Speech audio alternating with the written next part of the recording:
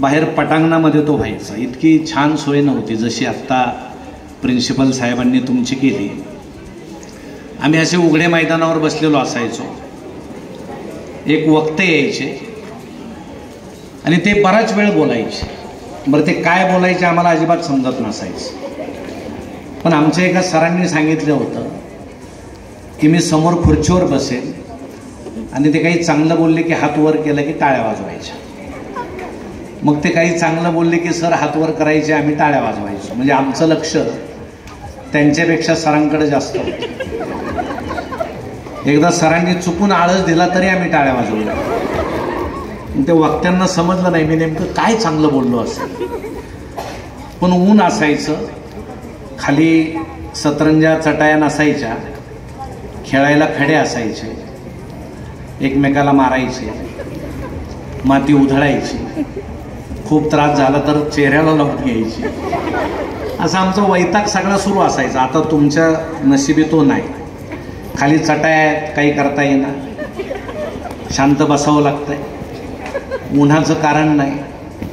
पण आम्ही असे सगळे मस्त बसायचो. बरं आमची गंमत अशी असायची, कुठलेही प्रमुख पाहुणे आले की आमच्या वर्गातील एका मुलांना सरांनी तयार केलेलं होतं. 6वीतला मुलगा तो होता आणि 6वी 5वी 6वीत भाषण पाठच करावं लागतं. त्याला सरांनी 3-4 वाक्य लिहून दिलेले होते की आज या ठिकाणी आलेले पाहुणे खूप थोर आहेत. तसं म्हणावं लागतं. थोर असं नाही तर नसो, पाहुण्यालाही थोडा वेळ वाटतं मी थोर आहे. मग कुठलेही पाहुणे आले की तो मुलगा यायचा आणि तो सांगायचा आज आपल्याकडे आलेले पाहुणे खूप थोर आहे. मग सर सांगायचे टाळ्या वाजवायच्या. असं ते ठरलेलं असायचं, रंगीत तालीम. आणि त्या पाहुण्यालाही वाटायचं की छान, किती शिस्त आहे मुलांना, मी थोर आहे वगैरे वगैरे. बरं आम्हाला इतकं वाईट वाटायचं कारण त्या मुलाला पाहुणे छान म्हणायचे. आता आपल्या वयातल्या किंवा आपल्या वर्गातल्या कोणाला छान म्हणणं ही सगळ्यात वाईट गोष्ट आहे. समजा 10वीच्या एखाद्या मुलीला गणित आलं, सर जर म्हटले की तू खूप ब्रिलियंट आहे, तर बाकीच्यांचे चेहरे पहा कसे असतात, म्हणजे कारलं खाल्ल्यासारखे होतात. हिला कशाला ब्रिलियंट म्हणतात वगैरे, वाईट वाटायचं आम्हाला. मग आम्हाला असं वाटायचं की त्या मुलाचं भाषण पडलं पाहिजे. मग आम्ही काय करायचो, तो भाषणाला उठला की असे समोर आम्ही 4-5 जण बसलेलो असायचो. तो भाषणाला उभा राहिला की आमच्यातलं कोणी नाक खाजवायचं, कोणी डोकं खाजवायचं, कोणी मध्येच उभं राहायचं. का की त्याचं लक्ष विचलित व्हावं, त्यानं विसरावं, असा आमचा उद्देश असायचा. बरं त्या बिचाऱ्याला माहीत होतं यांचा प्रयत्न सुरू आहे, आपण यांच्याकडे पाहायचंच नाही. तो असं दूर पाहायचा, आभाळात पाहिला सांगता. पण एकदा अशी गंमत झाली, आमच्या गावात एक पैलवान, जुन्या काळी असा हगामा असायचा, ते त्यांनी कुस्ती जिंकली आणि मुख्याध्यापक साहेबांनी त्यांना सांगितलं तुमचा सत्कार आहे. ते असे येऊन बसले. आता पैलवान तुम्हाला माहीत आहे, मला असं दांडगं शरीर, जाड जाड वाहना वगैरे, फेटा मिशा मोठाले, बसले बाजीप्रभू सारखे. आणि सरांनी नेहमीप्रमाणे त्या मुलाला फोन केली, आपलं काम सुरू कर. तो बिचारा आला. बरं त्या दिवशी गंमत अशी, त्यानं नेमकं आमच्याकडे पाहिलं आणि आम्ही आपलं सुरू केलं, नाक खाजव, कान खाजव, डोकं खाजव. आणि तो असं म्हटलं की आलेले पाहुणे, त्याला पुढचं आठवेनच काही. तो आमच्याकडेच पाहायला लागला आणि आम्ही हसायला लागलो. तो अजून विसरला. मग आलेले पाहुणे थो कॅसेट गुंतल्यासारखं त्याचं पुन्हा पुन्हा तेच सुरू झालं. थोड्या वेळानं गंमत अशी झाली की थोचं चो झालं.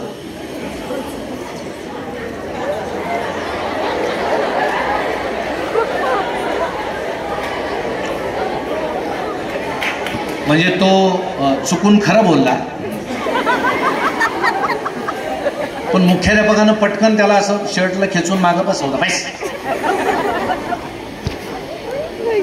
बरं पैलवानांचं काय झालं, सत्कार तर त्यांनी घेतला नाहीच, पण नंतर आमचे मुख्याध्यापक 8 दिवस शाळेतच आले नाही. काय झालं आम्हाला काही माहित नाही, पण त्या पैलवानांनी कुठला तरी डाव त्यांना टाकला असं व्हायचं. बरं आले ते इतके संतापलेले होते, छडी घेतली. बरं त्या काळात मारण्याची सोय होती, असे छडी असायचे मोठमोठाले, रूळ वगैरे, मारायचे. आणि मारलं आणि घरी रडत गेलं तरी वडील लाड करत नसायचे. वडील येऊन सांगायचे याला अजून मारा. आता आहे का तसं? तुम्हाला मारल्यावर काय होतं? मम्मी येते, मम्मी सांगते याला मारायचं नाही, याला मारायचं नाही, हा नवसानं झालेला आहे. म्हणजे 2000 नंतर बहुतेक नवसानच झालेला आहे, कुणाला मारायची सोय नाही. पण सपासप छड्या आम्हाला मारल्या. म्हणे याचं भाषण का पाडलं? मला म्हणे तू एक काम कर, आपल्याकडे 2 दिवसांनी एक पाहुणे येणार आहेत, याच्याऐवजी तू इथे येऊन बोलायचं. म्हटलं सर तेवढं सोडून मला काही सांगा, खेळायला सांगा, कबड्डी खो खो काही. अगदी मी पाणी वाहील त्यावेळेस सारून घ्यायचे शेणानं, भिंतीला पोचारा मारायचे, मग नदीवरून पाणी आणेल, हे भाषणाचं मला सांगू. म्हणजे तुम्ही दुसऱ्यांना हसता, इथं आल्यावर काय होतं तुम्हाला समजेल. आणि त्यांनी मला एकच वाक्य दिलं, पाहुणे येतील आणि तू एवढंच बोलायचं की आलेल्या पाहुण्यांचं मी पुष्पगुच्छ देऊन स्वागत करतो. मग पाहुणे आले, आमच्या वर्गातील मुलींनी त्यावेळेस तो रानटी गुच्छ त्यावेळेस तयार करायचे, रानातली फुलं वगैरे काट्यानं टोचायचं, असं सुंदर तो गुच्छ तयार केला, ठेवला. तुम्हाला सांगतो मी रात्रभर ते वाक्यपाठ करत होतो. म्हटलं आता मुलं आपल्याला हसतील, मुली हसतील, आपण अजिबात घाबरायचं नाही. त्या दिवशी तुम्हाला सांगतो असं नेहमीपेक्षा जास्त तेल वगैरे लावलं मी. इथं यायचं म्हटल्यावर थोडं बरं वाटलं पाहिजे, पण ते तेलाच्या धारा गाळायला लागल्या, तर एका हातानं मी आपला पुसत राहिलो. मग इथं आलो, असं उभा राहिलो ताट मानेनं. तुम्हाला सांगतो इथं येऊस तर परिस्थिती बरी होती, पण इथं आलो आणि समोर पाहिलं आणि गर्भगळीत झालं. काही मला सुचेना, तोंडातून शब्द फुटेना. मग हे जे ठेवलेलं आहे याला डायस म्हणतात. याचा उपयोग काय असतो? काय असतो? वक्ता घाबरला की हे त्याच्या मदतीला येतं. मग त्यानं हे घट्ट पकडायचं असतं. आधार, आर्थिंग ही वक्त्याची आर्थिंग असते. आणि हे जर नसेल तर वक्ता मागे मागे जातो टेबलाकडे आधार शोधायला. मग मी ते असं घट्ट पकडलं आणि मी ते वाक्य बोललो. पहिलं भाषण कधी बरोबर येत नाही, माझंही बरोबर आलं नाही, मी ते वाक्य चुकलो. म्हटलं आलेल्या पाहुण्यांचं मी पुष्पपुच्छ देऊन स्वागत करतो.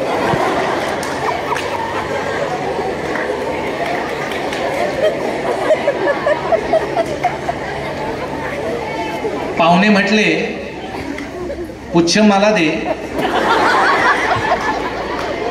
म्हणजे तुला खूप आनंद वाटेल. मला याच्यासाठी इथं बोलवलं का? तुम्हाला सांगतो पुन्हा दुपारी हेडमास्तरांनी काय केलं सांगायला. ते म्हटले अरे तुला इतकं मारतोय मी, तू सुधरत कसा? पण नंतर मात्र मी ठरवलं, मुलं आपल्याला हसतायत, आपण भाषण शिकलं पाहिजे. आणि आज जे मी इथं उभा आहे, मी जे बोलू शकतो, ही फक्त कर्मवीरांची कृपा आहे की मी कर्मवीरांच्या शाळेत असल्यामुळे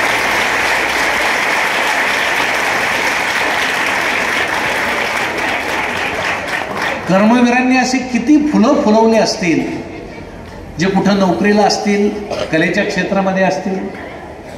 प्रचंड या माणसाचे आपल्यावर प्रचंड उपकार आहेत, म्हणून ते आपले देव आहेत. तुम्ही असं समजू नका मला अमुक येत नाही. कर्मवीरांनी ज्या शाळा काढल्या रयतच्या, त्या रयतनं आपल्याला काय शिकवलं की तुम्हाला एखादा विषय जर येत नसेल, दुसऱ्या विषयात तुमची प्रगती असेल, तुम्ही वर्गात जर कच्चे असाल तर कुठल्या तरी कलेमध्ये तुम्ही श्रेष्ठ असाल.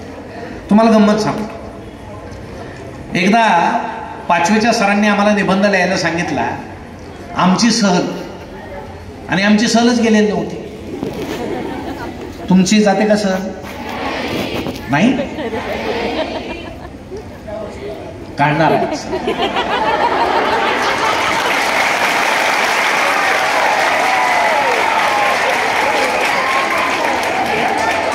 त्यांना किती आनंद झाला पहा. आमची सहल का जात नव्हती त्याचे कारण वेगळे आहे. म्हणजे आता तुमची का जात नाही त्याचे कारण वेगळे आहे की जरा बिलिंदर आहेत, कुठवर सांभाळायचे, उद्या काही झालं तर काय घ्या. पण आमची सहल का जात नव्हती? एका शाळेमध्ये 5-5, 6-6 भावंड असायचे पूर्वीच्या काळी. मग किती जणांना पैसे द्यायचे वडिलांनी सहलीला? त्यापेक्षा सहल जात नव्हती. मग सरांनी आम्हाला सांगितलं निबंध लिहा आमची सहल. एक मुलगा उठला, म्हटलं सर आपली सहल जात नाही, काय लिहायचं काय? तर ते म्हटले आपल्या गावात जे नाही ते लिहा. आपण सहलीत काय पाहतो, जे इथं नाही ते. तर तो म्हटला आपल्या गावात दारूचं दुकान नाही, ते लिहायचं. तर सर म्हटले वाईट लिहायचं नाही.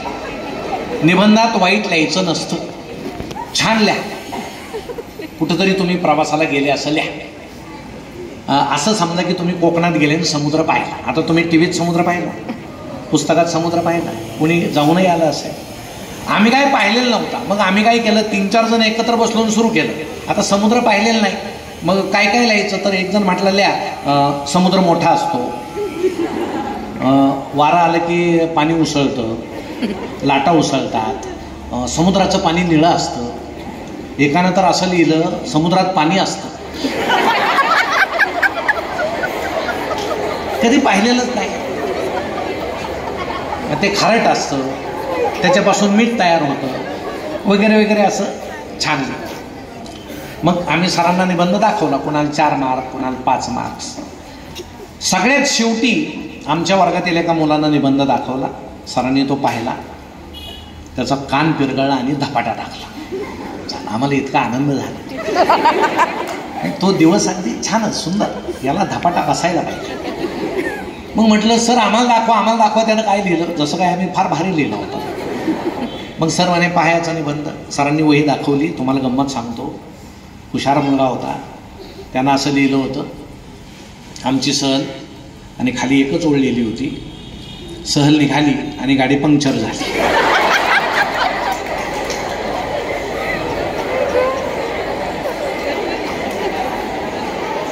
तो म्हटला सर गाडी पुढे गेलीच नाही. सर म्हटले तुझ्या मार्काची गाडी सुद्धा पुढे जाणार नाही. पण तो हुशार होता, तो राजकारणात गेला पुढे. असे माणसं राजकारणात जातात. चित्रकलेचे सर होते आम्हाला, असे छेडे घेऊन वर्गात यायचे. असे तुम्हाला सांगतो चित्रातल्यासारखे होते. असे आले की आम्ही सगळे घाबरून जायचो. इंग्रजी गणिताला घाबरतात, पण आम्ही त्यांना घाबरायचो. ते आल्याबरोबर सांगायचे माणूस काढा. आता 5वीत असताना बरं सरांची भीती. मग एक जण म्हणायचं अरे माणसाचं डोकं घागरीसारखं असतं, मग घागर गोल, मग डोळे बटाट्यासारखे असतात, मग बटाटा, मग खाली पोट असं पेटीसारखं असतं, पेटी, खाली 2 पाय सरळ, हात सरळ, केस असे गव्हासारखे उगवले.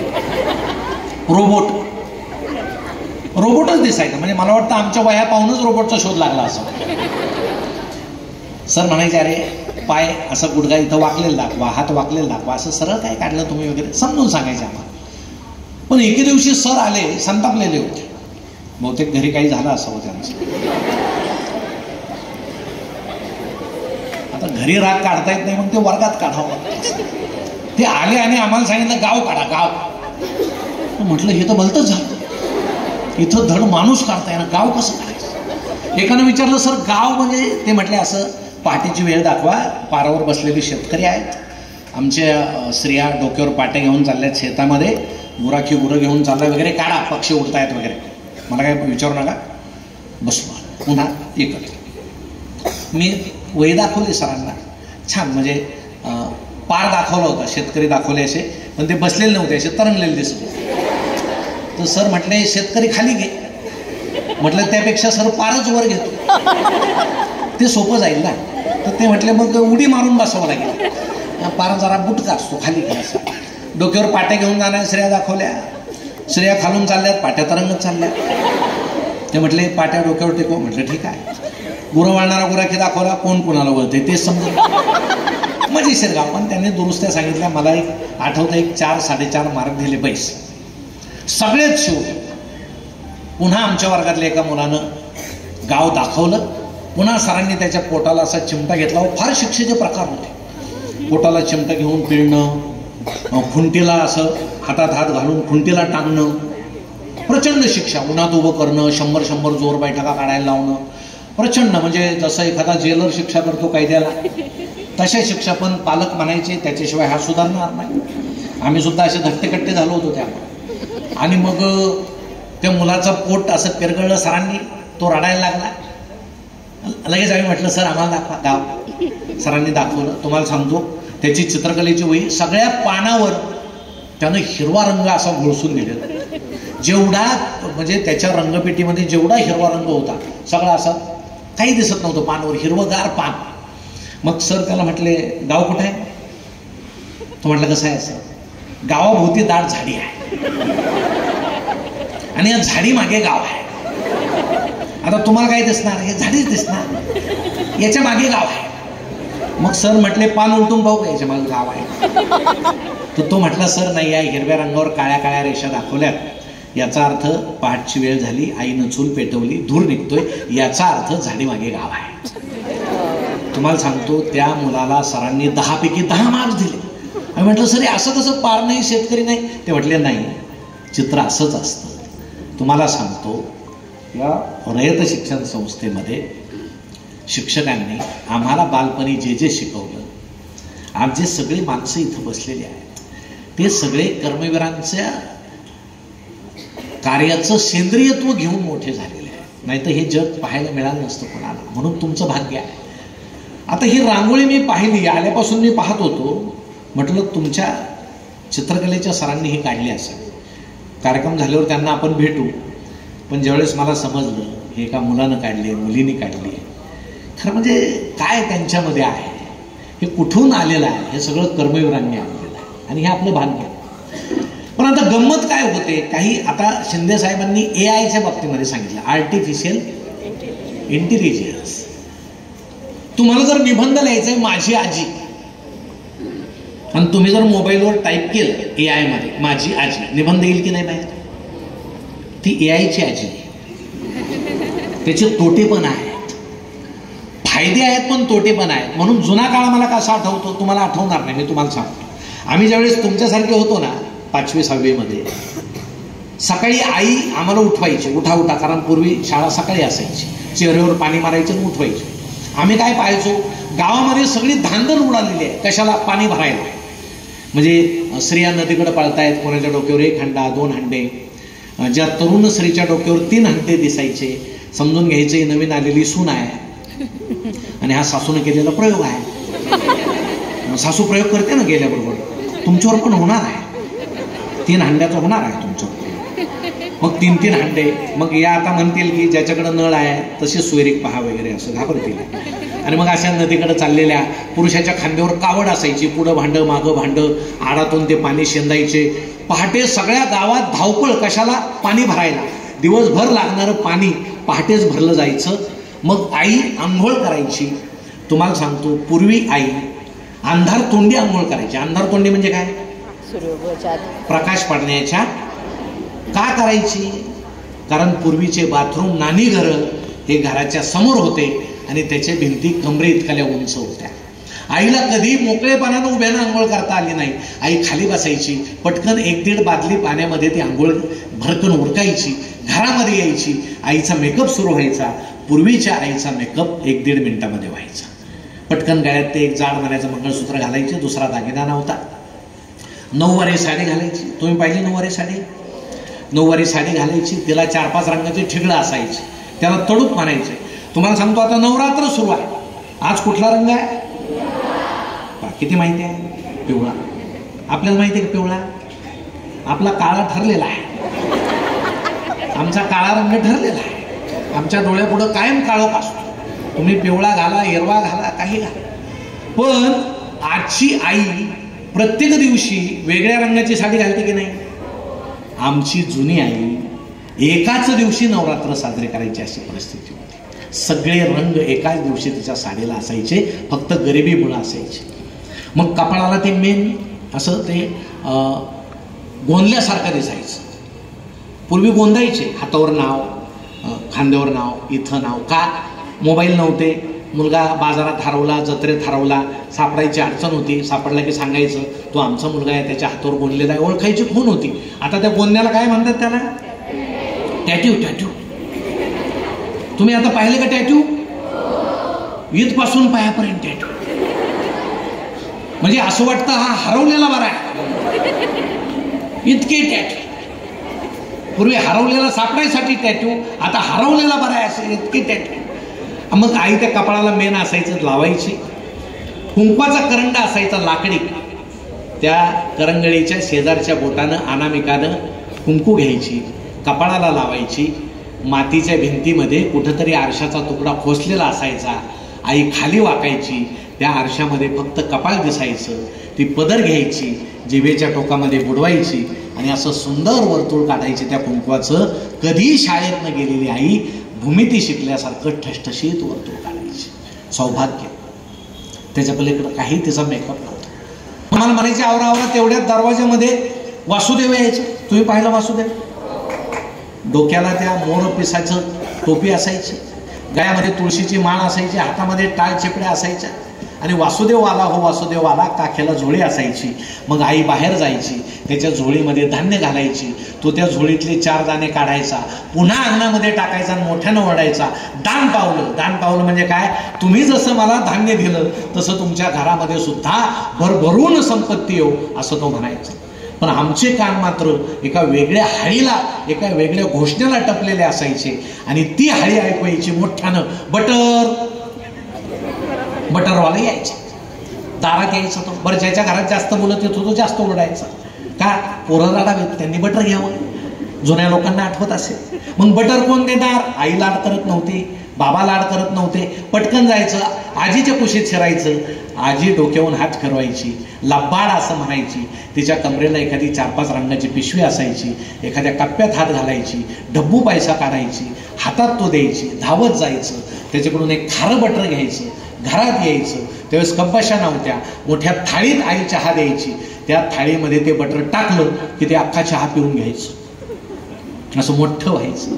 मग 4-5 भावांनी बसायचं आणि मग ते बटर बोटाबोटानं खात राहायचं.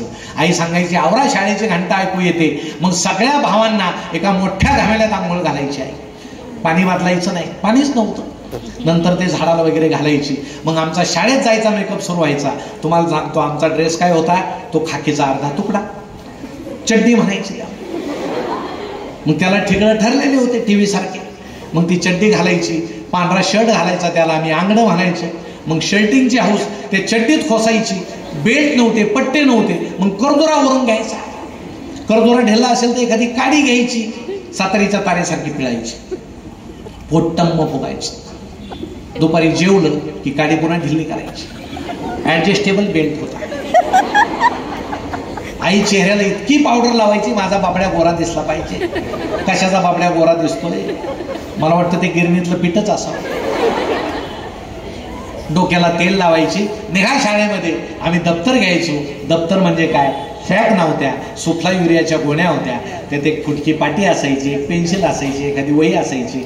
ते दप्तर घ्यायचं, पाठीवर मारायचं, गावात निघायचं. तुम्हाला सांगतो आम्ही जणू त्या खाताचे ब्रँड ॲम्बॅसेडर होतो. असे ते मस्तपैकी असं चालायचं. गावात काय परिस्थिती असायची? उघड्या अंगाची माणसं तांब्याच्या कळशा घेऊन देवाला पाणी व्हायला इकडं तिकडं धावताना दिसायचे. मंदिरातल्या किनकिन किनकिन घंटा ऐकू यायचा आणि काही माणसं टमरेल घेऊन गावाच्या बाहेर जाताना दिसायचे. त्यावेळेस शौचालय नव्हतं, सेपरेट मॉर्निंग वॉकला जाण्याची गरजच नव्हती. माणसं उठायचे, डबा भरायचे, गावाच्या बाहेर पडायचे. एखादा जास्त पळताना दिसला की समजायचं रात्री चांगला बेत होता.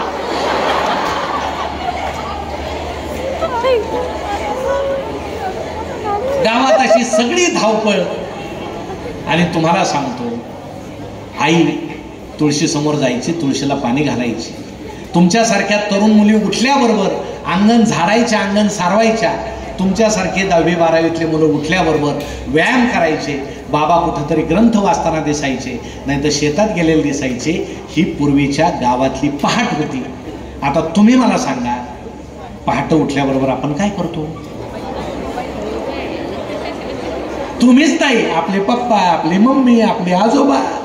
उशाला मोबाईल असतो, पटकन यायचा आणि व्हॉट्सअप सुरू करायचं. का? जगाची काळजी आहे. मी झोपल्यावर या जगाचं काय झालं असेल? तू झोपला तिथंच जग चांगलं चाललं, काही बघू नको.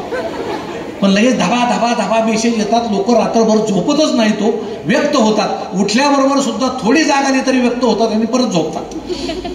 धाबा मेसेज येतात. अचानक एखादा फोटो येतो. काय? रात्रीही गेले गावातले. मग ओळखीचे असो नाही तर नसो, अंथरुणात पडल्या भावपूर्ण श्रद्धांजली 4-5 फुलं टाकून द्यायची. फुकटच आहेत, 10 टाका, काय फरक पडत नाही.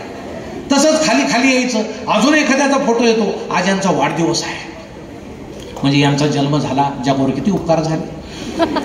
मग ओळखीचा असो नाही तर नसो, वाढदिवसाच्या हार्दिक शुभेच्छा, वरचेच फुलं खाली टाकून द्यायची.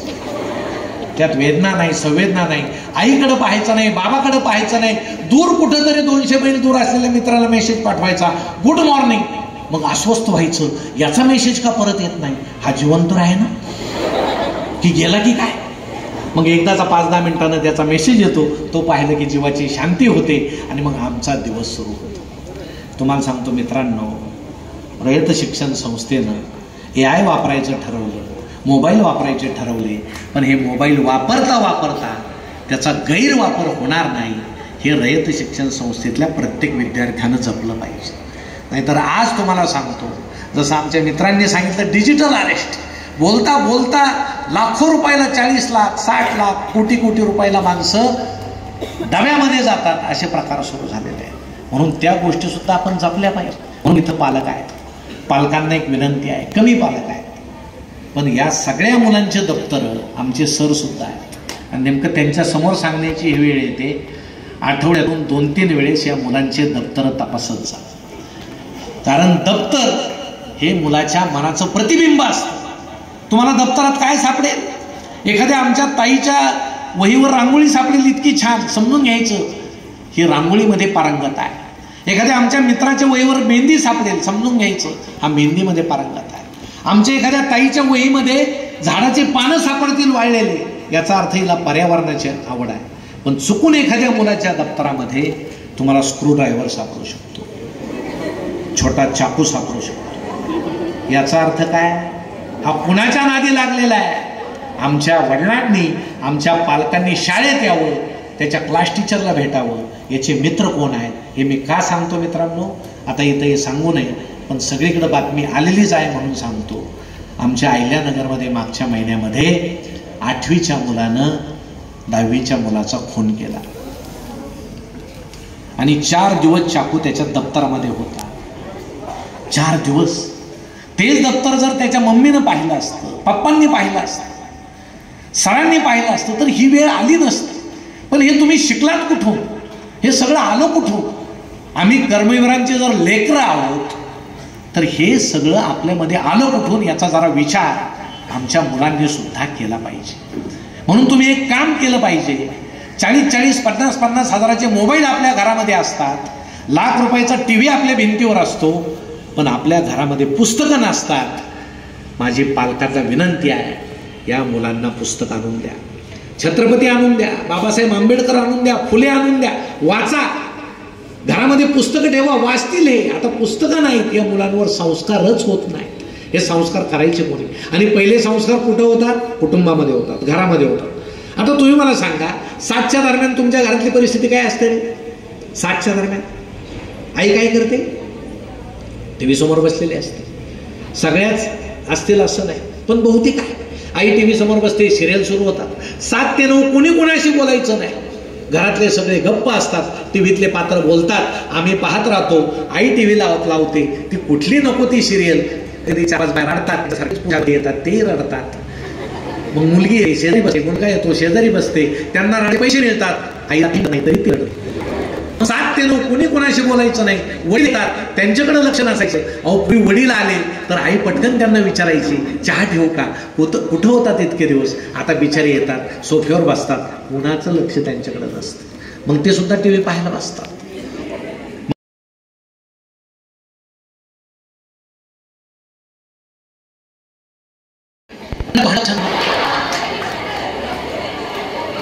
मग ते भांड्यात ओतलं जातं, खसखस धुतलं जातं. माणसं जेवताना पाहतात, नुसते पाहत नाही, चर्चा होते. आई बाबांना म्हणते, किती स्वच्छ निघालंय, उद्या घेऊन या, थोडी भाजी वाढू का तुम्हाला? बाबा तर घाबरूनच जातात.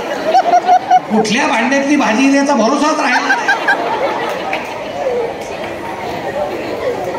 हे आमचं घर आणि घरात हे संस्कार. अहो आमचे बाल शिवाजी कसे घडले? कुणी घडवले? कुणी घडवले? जिजाऊनं घडवले, आमच्या आईनं घडवले, म्हणून ते घडले.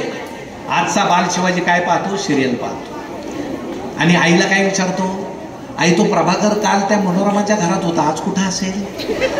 आई सांगते, बावळट लक्ष देता येत नाही का? तो आज शंकरच्या घरात असेल. असं रम्य सगळे संस्कार कुटुंबामध्ये सुरू. मग सगळी जबाबदारी कुणावर आहे? संस्कार करण्याची शाळेवर आहे. पालक येतात, मुलाला शाळेत घालतात, सांगतात सर याच्याकडे चांगलं लक्ष द्या, याला बुकलून काढा, हा वाह्यात आहे, याच्यावर लक्ष ठेवा, याला सगळं आलं पाहिजे, फाडफाड इंग्रजी आली पाहिजे, गणित आली पाहिजे. अहो तुम्ही घरात काय करता? आणि पूर्वी समाज संस्कार करायचा. समाज गावामध्ये अशी कोणाची हिंमत नव्हती वर मान करण्याची, हिंमत नव्हती. पण आता डीजे वाजतो, तास डीजे वाजतो. कुठं वाजतो? आमच्या हायस्कूलच्या समोर 2-2 तास सर डीजे वाजतो. कसं सरांनी मुलांना शिकवायचं, कसं मुलांना शिकायचं? त्या डीजे वाजवणाराला अक्कल नाही, त्याला पैसे मिळतात आणि नाचणारे का नाचतात मला अजूनही कळलं. लग्न याचं नाचतात हे, यांना काय आनंद होतो काही कळत नाही. बहुतेक वैतागामुळे नाचत असतील, याचं झालं आमचं कधी आहे म्हणून नाचत असतात. कशाला नाचतात? म्हणून तुमच्या गावचं कौतुक केलं पाहिजे. सर सप्त्याला जर सप्ताह काढला ना, लाखो रुपये गोळवतात, लाखो. नुसता सप्ताह आहे सांगितलं की 50 लाख 60 लाख, आणि शाळेला वर्गणी द्यायचं म्हटलं की 50,000 60,000. जसे मंदिरात देव आहेत तसं शाळेमध्ये सुद्धा हे जिवंत देव आहेत, हे पालकांनी समजून घेतलं पाहिजे. म्हणून तुमची शाळा सुंदर आहे. अनेकांनी देणगी दिली, 24 लाख देणगी आमच्या एका ज्येष्ठ माणसानं दिली. हे पुण्याचं काम आहे. म्हणून मित्रांनो, पुस्तकं ठेवा आणि पुस्तकं वाचा. आता जे हुशार मुलं आहेत त्यांनी एक सांगा, त्यांना काही बक्षीस मिळालं तर त्यांनी एक सांगा, बाबा यात अजून 1000 रुपये टाका, काय आणा? मला पुस्तकं आणा, मला पुस्तकं पाहिजे. कोणाकोणाच्या घरात पुस्तकं आहे? बोटवर करा बरं. आहे 4-5 सुरुवातीला केले तेच खरे आहे, बाकीचे विनाकारण करू नका. किती वाईट आहे. कुणाकुणाच्या घरात मोबाईल नाहीत, मोबाईल नाहीत, सगळ्यांकडे आहे. मोबाईल वापरला पाहिजे. पण तुम्हाला एक सांगतो, मोबाईलचा तोटा काय आहे? तुम्ही भाजीवाल्याकडे, आपली आई भाजीवाल्याकडे जायची, 2 शेपूच्या जोड्या, 1 मेथीची जोडी, 1 किलो बटाटे, 1 किलो कांदे. तो भाजीवाला पटकन सांगायचा 20 रुपये अधिक 30 रुपये अधिक 40 रुपये 140 रुपये झाले त्या. आता भाजीवाल्याकडे जात भाजी घ्या, तो लगेच मोबाईल काढतो आणि हिशोब करतो.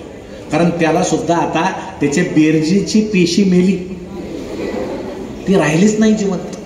आणि निसर्गाचा एक नियम आहे, ज्या अवयवाचा जास्त उपयोग होत नाही, शेपटीसारखा, तो हळूहळू नाहीसा होतो.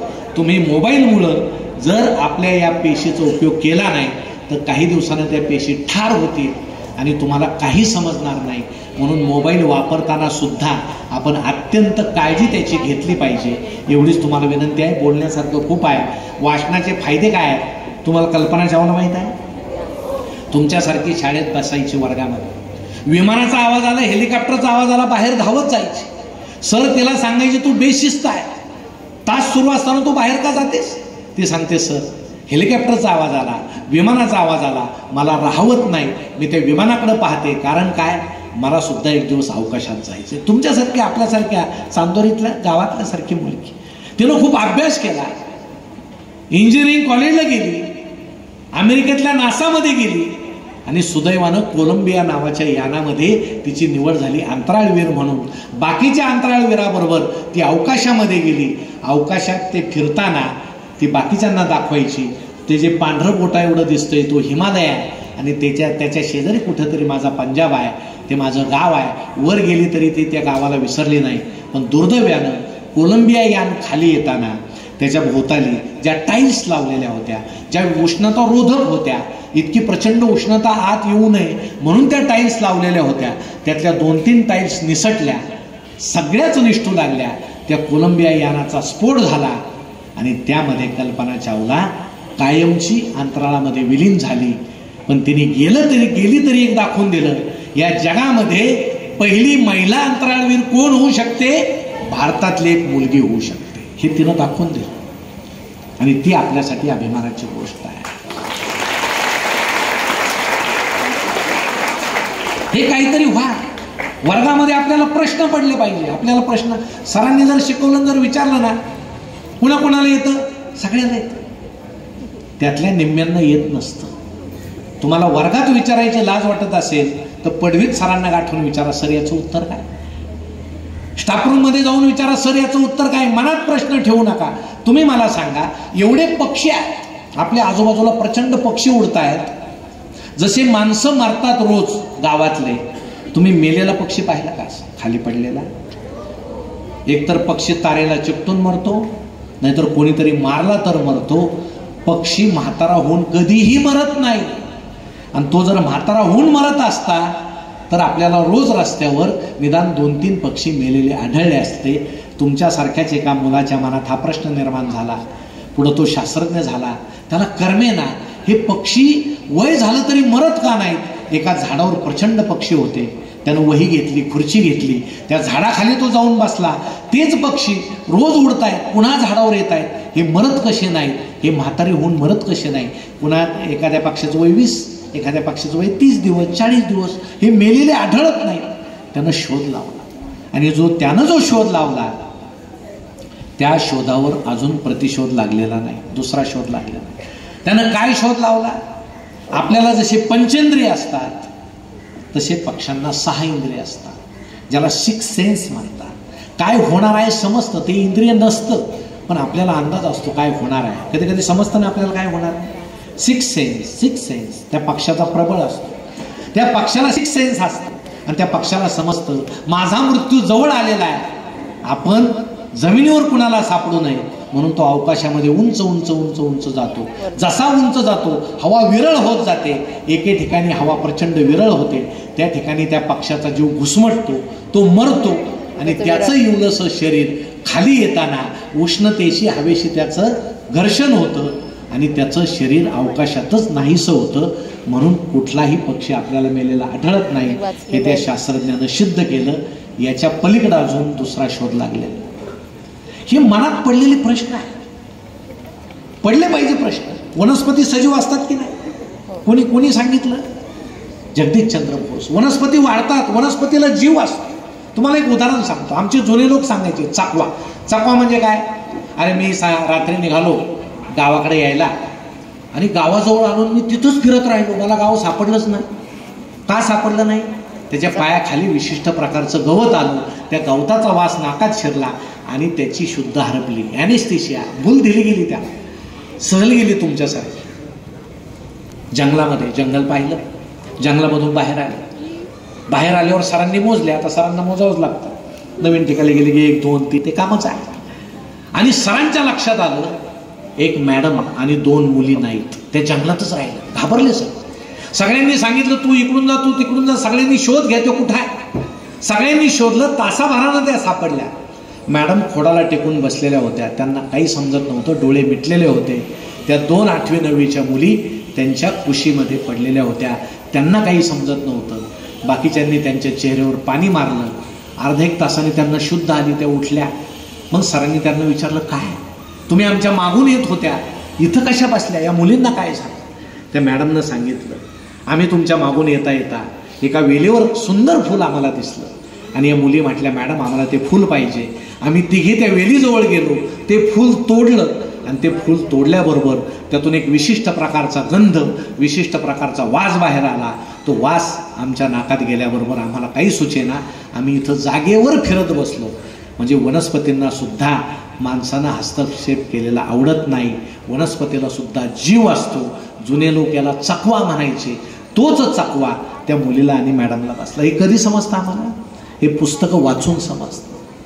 म्हणून वाचलं पाहिजे. तुम्ही का वाचलं? ठीक आहे, मोबाईलवर ही सगळी माहिती आहे, गुगलवर, पण ती माहिती पाहून तुम्ही दुसरीकडेच जाल, कारण लोक खूप आहेत त्याच्यावर. आता आमची मुलं तर किती वेळ पाहतील भरोसाच नाही.